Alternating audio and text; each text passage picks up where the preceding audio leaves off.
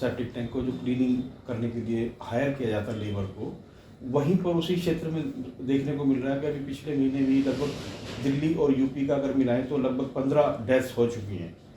और इन डेथ्स के पीछे कारण सीधा सीधा यही है कि प्राइवेट हाउस होल्ड में जहाँ सेप्टिक टैंक्स बने हुए हैं, वहाँ पर जो मालिक है जिसको अपना सेप्टिक टैंक साफ़ करवाना है, वो जानता ही नहीं है कि ये इसको साफ़ करवाने के लिए किस टाइप की लेबर चाहिए, स्किल्ड लेबर चाहिए, अनस्किल्ड लेबर चाहिए, उसको बिल्कुल आइडिया ही नहीं है।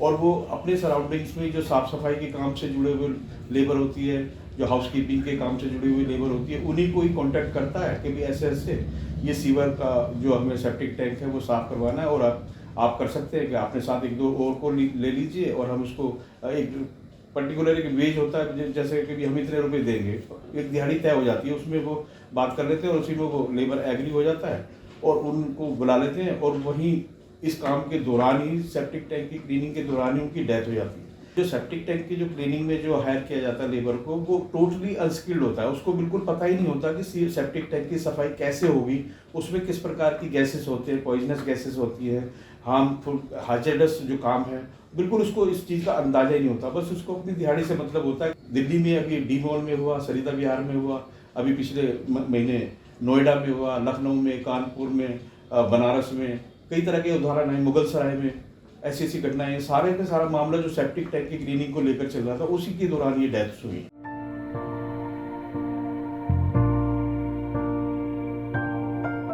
अभी दिल्ली में ही ऐसा 2019 में ये घटना घटी थी। वहाँ ये भाग्य विहार नॉर्थ वेस्ट दिल्ली का इलाका है, वहाँ पर 4-5 लेबर थी जिसको इस काम के लिए सेप्टिक टैंक को सफाई के लिए बुलाया गया था। वहाँ पर 2 लोगों की डेथ्स हुई थी और दो लोगों को गैस से बुरी तरह से मतलब उसको अफेक्ट हुआ था, उसके शरीर को, उसकी बॉडी को गैस ने मतलब बुरी तरह से अफेक्ट किया था।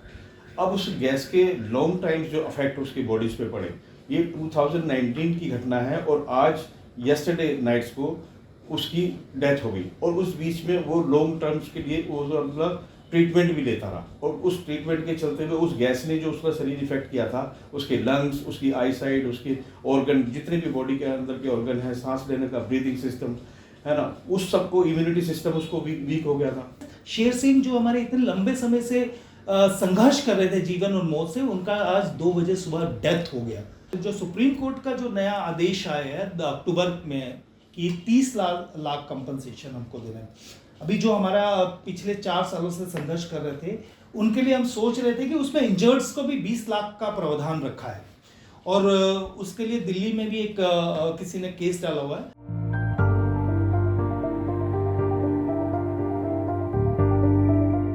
If there are sewer lines, there is also a proper authority that is responsible for cleaning those sewer lines and then managing that waste. And so if such an incident happens, it's very easy to pin responsibility to those authorities, be it a government authority or a private contractor, which has been outsourced by a government authority. But in case of septic tanks or open drains, we see that it is rampantly practiced and there is no accountability. Recently, in the month of May, we saw more than 8 deaths in Uttar Pradesh, and around 6 of them were in private households that were not connected to a sewer line and only had septic tanks.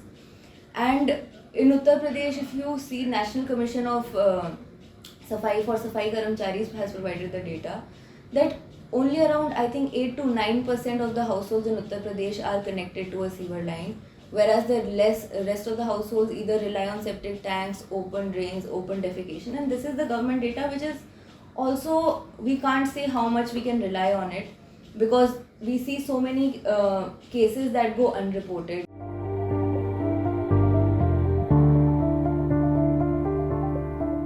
Delhi में D mall जो है रोहिणी क्षेत्र में है, वो बहुत बड़ा mall है।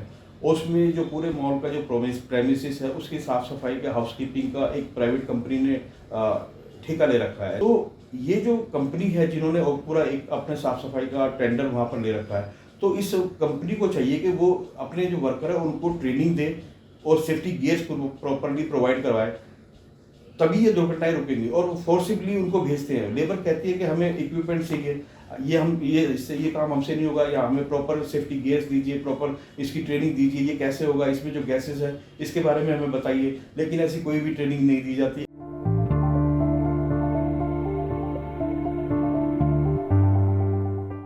एक्चुअली हम जो बात करते हैं कि मैनुअल स्कैनिंग का जो काम होता है, जब आप सीवर लाइन खोलने जाते हो या सीवर का जो ढक्कन खोलते हो, वो तो उसके लिए मशीन नहीं काम करती ना। आपके कंजेस्टेड एरिया में भी जाते हैं तो वहाँ मशीन आपका काम नहीं कर पाती।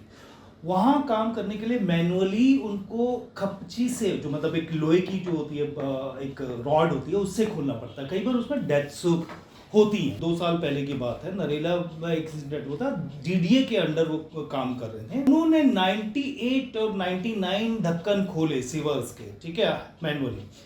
जब वो लास्ट ढक्कन खोला, उसके बाद जैसे ही खोला उनको, वो बेहोश हो गए, उनके मुंह से झाग निकलने लगा, उनका डेथ हो गया उसी वक्त। अवेयरनेस जो है जो का काम है, किसी भी सरकार का काम है, चाहे सेंटर का चाहे वो स्टेट के लेवल पे, वो इतनी इसको अहमियत ही नहीं देते इस काम को। जो सेप्टिक टैंक घरों के अंदर है उनको पता ही नहीं है, इसलिए काफी जगहों में घर के लोग भी उसमें मर जाते हैं।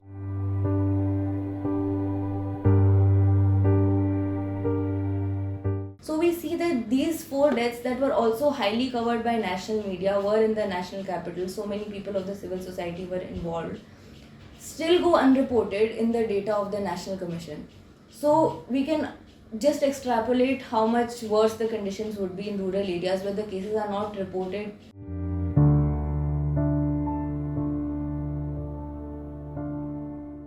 It's been more than 10 years since the Manual Scavenging Act was passed, which clearly stated that the local bodies are responsible for connecting households through sewer lines. And we see government initiatives like Swachh Bharat Mission or Smart Cities Mission, which lay emphasis on providing better sanitation facilities, but there is not so much emphasis on what happens after a household is connected to a latrine or a toilet system.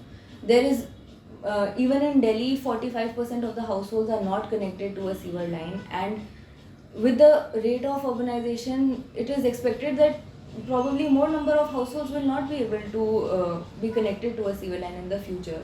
And most of that waste goes into Yamuna because that's the nearest water body. It's an environmental hazard, it's a hazard to the city, but more than anything, this causes the increase in number of deaths of people because this is the reason why informal labor is engaged in this work.